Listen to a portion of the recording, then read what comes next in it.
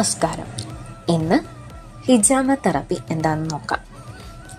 പ്രാചീന കാലത്ത് Unani system of മെഡിസിനിൽ ഇതിനെ ഹിജാമ എന്ന പേരിലും മുസ്ലിം ഗ്രന്ഥങ്ങളിലും സിദ്ധയിൽ ഇതിനെ കൊമ്പുറിഞ്ചൽ എന്ന പേരിലും അറിയപ്പെട്ടിരുന്നു. ഇന്ന് നമ്മുടെ മോഡേൺ കാലഘട്ടത്തിൽ ഇതിനെ കപ്പിംഗ് തെറാപ്പിയായി പറയപ്പെടുന്നു. ശരീരത്തിൽ പ്രത്യേക ഭാഗങ്ങളിൽ നിന്ന് അശുദ്ധ രക്തം വലിച്ചെടുത്ത് പുറത്തു കളയുന്ന ചികിത്സാ രീതിയാണ് കപ്പിംഗ് തെറാപ്പി.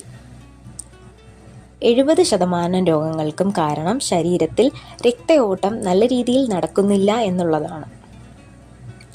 ലൈഫ് സ്റ്റൈൽ ഡിസോർഡറിൻ്റെയും മരുന്നുകളുടെയും ഉപയോഗം മൂലം രക്തധമനിയിൽ അടിഞ്ഞുകൂടിയിട്ടുള്ള വിഷാംശം ഇല്ലാതാക്കുവാനും ബ്ലഡ് സർക്കുലേഷൻ കൂട്ടുവാനുമാണ് കപ്പിംഗ് തെറാപ്പി ഉപയോഗിക്കുന്നത്.